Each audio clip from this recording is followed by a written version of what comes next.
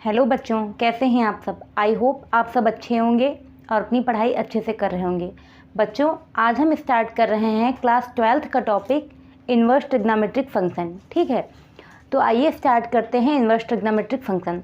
लेकिन अगर उससे पहले आप हमारे चैनल पर नए हैं तो प्लीज़ हमारे चैनल को सब्सक्राइब कीजिएगा, लाइक शेयर एंड कमेंट कीजिएगा।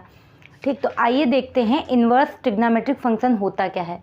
उसके पहले आपने ट्रिग्नोमेट्रिक फंक्शन बहुत अच्छे से पढ़ा होगा। ट्रिग्नोमेट्रिक फंक्शंस क्या होते हैं, जैसे हम लिखें साइन कॉस, मान लिया कोई भी एंगल पे ले लिया, sine theta cos theta tan theta. ठीक, ऐसे ही cosec theta sec theta cot theta, ये हमने लिए। तो ये क्या हो गए जाके, ये सभी जो हैं जितने फंक्शंस हमने लिखे हैं ये सभी हैं ट्रिग्नोमेट्रिक फंक्शंस। क्या हैं ये? Trigonometric functions. ठीक, ये सभी ट्रिग्नोमेट्रिक फंक्शंस हो गए जाके। अब इन्हीं का अगर हम इन्वर्स ले लें, मीन्स जैसे हमने ये साइन थीटा लिया था वैसे ही हम क्या ले लें, sine inverse theta cos inverse theta tan inverse theta cosec inverse theta sec inverse theta cot inverse theta. तो मीन्स ये क्या हो जाएंगे, इन्वर्स ट्रिग्नोमेट्रिक फंक्शन। मीन्स जैसे ITF इन्वर्स ट्रिग्नोमेट्रिक फंक्शन, ये सभी क्या हो गए जाके, इन्वर्स ट्रिग्नोमेट्रिक फंक्शन। अच्छा, अब इन्वर्स फंक्शन जैसे करके ये हमने लिखा तो आता कैसे, जैसे हमने आपको बताया था टेबल, एक वीडियो में हमने टेबल बताई है बनाने की, ट्रिग्नोमेट्रिक जितने भी रेशियोज होते हैं उनकी वैल्यू एंगल्स पर निकाल के। ठीक, जैसे हम किसी भी एंगल पे मान लिया हम लेते हैं वैल्यू साइन 30 बराबर आपको पता है कितना होता है, 1/2। इसमें हम क्या निकालें, अगर इसका इन्वर्स लेते हैं तो क्या हो जाएगा, sine inverse 1/2 is equal to 30 degree. ठीक, तो इस तरीके से ये हमने क्या देखा, इन्वर्स है। जैसे कोई भी दो नंबर हम समझने के लिए देखें, अगर a इंटू बी बराबर लिया हुआ है 6, a इंटू बी बराबर 6 लिखा है, तो हम b की वैल्यू निकालें तो b बराबर क्या हो जाएगा, b बराबर हो जाएगा 6/a। 6/a हुआ। ठीक, तो वैसे ही हम क्या कर लें, b is equal to 6, a को ऊपर लेके जाएं तो ये क्या हो गया कि a इनवर्स। तो इस तरीके से देखिए हमने वैल्यू निकाल ली, इसकी क्या आ रही है, इन्वर्स में आ रही।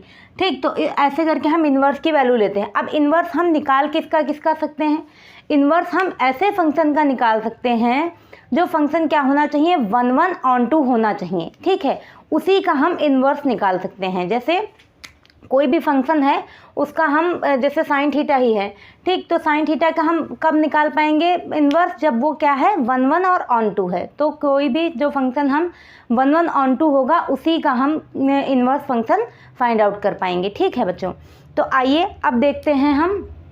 सबसे पहले एक बार हम टेबल आपको रिवाइज करा दे रहे हैं, फिर हम देखेंगे इनकी रेंज।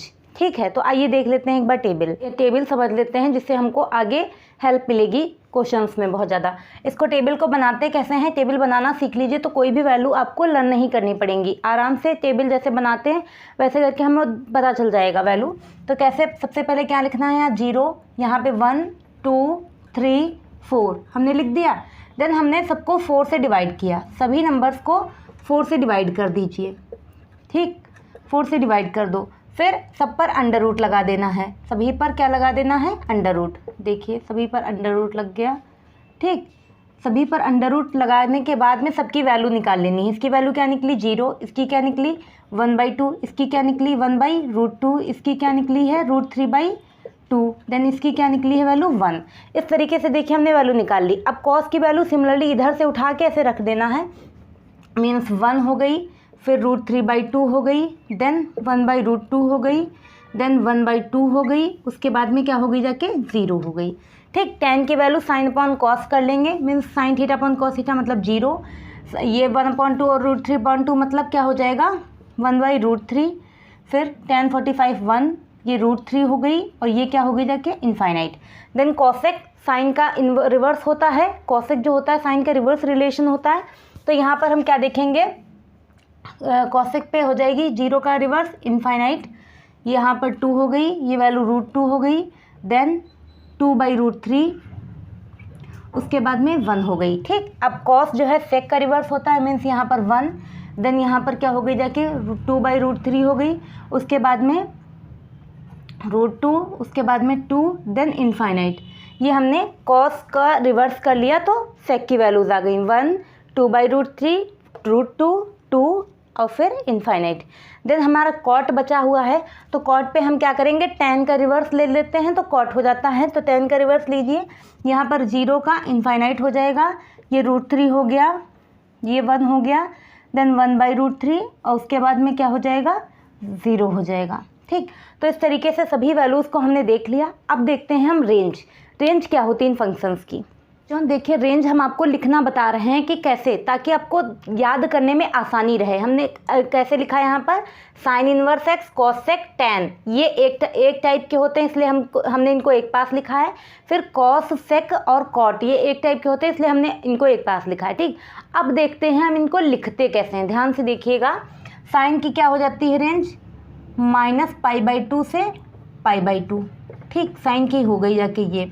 फिर कॉसेक की क्या हो जाएगी, -π/2 से π/2 तक रहेगी, साथ में क्या इसमें एक्सक्लूडेड रहता है, 0 इसमें नहीं आता क्योंकि 0 पे जो वैल्यू होती है कॉसेक की वो क्या हो जाती है, नॉट डिफाइन हो जाती है, इसलिए हम 0 वैल्यू नहीं लेते हैं। फिर tan वाली वैल्यू आ जाती है। tan में क्या रहता है, ओपन ब्रैकेट रहता है π/2 से -π/2 से π/2। ठीक, तो ये sine inverse, cosec inverse, tan inverse की वैल्यू आ गई। अब कॉस सेक और कॉट देख लेते हैं। ठीक है, तो कॉस की वैल्यू क्या हो जाती है, 0 to π, कॉस की वैल्यू 0 to π हो जाती है। सेक में क्या रहेगा, 0 से लेके पाई तक तो रहेगा, माइनस क्या किस पर वैल्यू नॉट डिफाइन होती है, π/2 पर, तो इसमें से हम π/2 को बाहर कर देते हैं, यानी π/2 पे वैल्यू नहीं निकलेगी।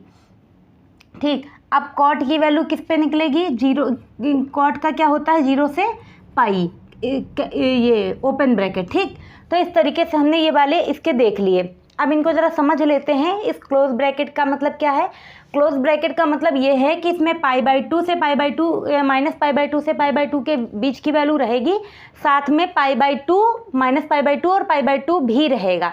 जबकि ओपन ब्रैकेट में जो वैल्यूज़ होती हैं ये खुद नहीं रहती हैं, इनके बीच की वैल्यूज़ रहती हैं। ठीक है, तो ये हो गया था कि क्लोज ब्रैकेट और ओपन ब्रैकेट। इस तरीके से रेंज आपको अच्छे से समझ में आ गई होगी। ऐसे इसको याद कीजिएगा, ये एक टाइप के एक पास लिखे, ये दूसरे टाइप के एक पास लिखे। ठीक, तो उससे आपको लिखने में और याद करने में बहुत आसानी रहेगी। अब देखते हैं आगे के फार्मूले। तो बच्चों देखते हैं हम आगे के फार्मूले क्या है, properties of inverse trigonometric function. इसके पहले हमने आपको रेंज बता दिया। ठीक, अब देखिए प्रॉपर्टीज़ क्या है, जैसे sine inverse sine theta is equal to theta for every theta belongs to, ये क्या है, रेंज है।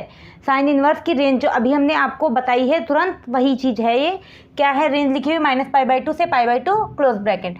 फिर ऐसे कॉस की फार्मूला tan, कॉसेक, सेक, कॉट, ये सभी आप अच्छे से एक बार देख लीजिएगा, यूज़ होते हैं क्वेश्चंस में। ठीक है, आइए अब देखते हैं कुछ क्वेश्चंस, इनको नोट कर लीजिएगा कॉपी पे, वीडियो को पॉज करके। ठीक है, तो अब तो बच्चों क्वेश्चंस देखते हैं। हमने 2 क्वेश्चन एक साथ नोट कर लिए, हम एक एक का सोल्यूशन बताएंगे। अब देखिएगा, सबसे पहले हम सोल्यूशन नंबर 1, क्वेश्चन नंबर 1 का हम सोल्यूशन देख रहे हैं।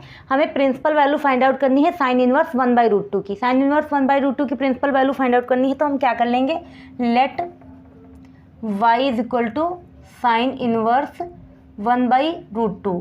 हमने क्या कर लिया, जो हमें साइन इनवर्स 1/√2 दिया था उसको हमने y मान लिया। देन हम साइन को इधर लेके आ जाएंगे, तो क्या हो जाएगा, sine y is equal to 1/√2।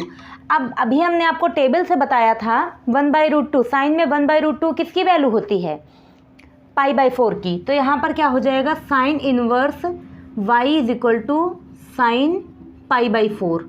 ठीक है, हम π/4 मीन्स 45 डिग्री। एक चीज़ देख लीजिए यहाँ पर ज़रा, जैसे कहीं पर 360 एंगल लिखा है तो उसको हम क्या लिखते हैं, 2π। 180 डिग्री तो क्या लिखेंगे हम इसको, पाई। देन क्या हो जाएगा हमारा 90 डिग्री, तो उसको लिख देंगे हम π/2। फिर 60 डिग्री तो उसको क्या लिखेंगे हम, π/3। फिर 45 डिग्री तो उसको हम क्या लिखेंगे, π/4। फिर 30 डिग्री को क्या लिखते हैं, π/6। देन 0 डिग्री को क्या लिखते हैं हम, 0। इस तरीके से ये एंगल्स लिखे जाते हैं। तो यहाँ पे साइन 45 आएगा, साइन 45 की वैल्यू क्या लिखेंगे हम, साइन π/4। फिर हम कंपेयर करेंगे तो y बराबर हमें क्या मिल गया, y बराबर हमें क्या मिला, π/4। y बराबर हमें π/4 मिला। इक्वेशन 1 से देखिए, ये वाली इक्वेशन 1 है, y की वैल्यू हमने क्या लेट करी थी, sign inverse 1/√2। Means sine inverse अगर हम सेकेंड वाली इक्वेशन ये ले लें तो दोनों इक्वेशन से देखें, sine inverse 1/√2 is equal to π/4 from by equation 1 and 2। By equation 1 and 2 क्या देख रहे हैं हम, sine inverse 1/√2 is equal to क्या हो गया जाके, π/4। ठीक, ये वैल्यू हमने देख ली। फर्स्ट क्वेश्चन आ गया। ठीक, अब देखते हैं हम सेकंड को। तो बच्चों क्वेश्चन नंबर 2 देखिए, कह रहा है इसमें भी प्रिंसिपल वैल्यू फाइंड आउट करनी। सेम हम पहले वाले की तरह करेंगे, इसको भी क्या करेंगे हम, let y is equal to क्या मानेंगे हम, जो हमें वैल्यू दी है, मीन्स कॉट इनवर्स -1/√3, इसको हमने लेट कर लिया, इक्वेशन 1 बना लीजिए इसको। देन हम देखेंगे कॉट इनवर्स, कॉट इधर आ जाएगा तो क्या हो जाएगा, कॉट y बराबर माइनस का 1/√3 मिला। ठीक, अब ये देखिए 1/√3 क्या कितने की वैल्यू होती है कॉट में, कॉट में 1/√3 कॉट 60 की वैल्यू होती है। तो इसको हम क्या लिखेंगे, cot y is equal to minus cot 60 means π/3। ठीक, अब देखिए ज़रा कॉट की रेंज क्या होती है, अभी हमने आपको बताई थी 0 से π रेंज होती है। तो ये माइनस π/3 क्या कहाँ जा रहा है, बाहर जा रहा है।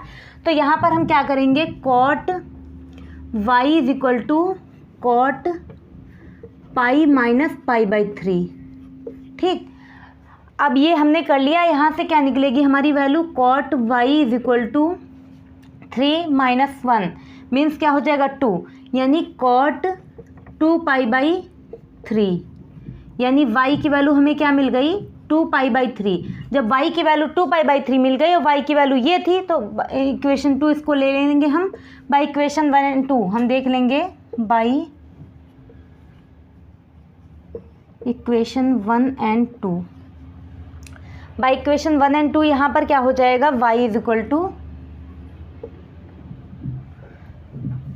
दोनों y की वैल्यू ही हैं, मतलब यहाँ पर हो जाएगा cot inverse -1/√3 is equal to 2π/3। ठीक, इससे ये वाला हमने सॉल्व कर लिया। और आगे का आप खुद से कीजिएगा। ठीक है, और चैनल पर नए हैं तो चैनल को सब्सक्राइब कीजिएगा। Thank you.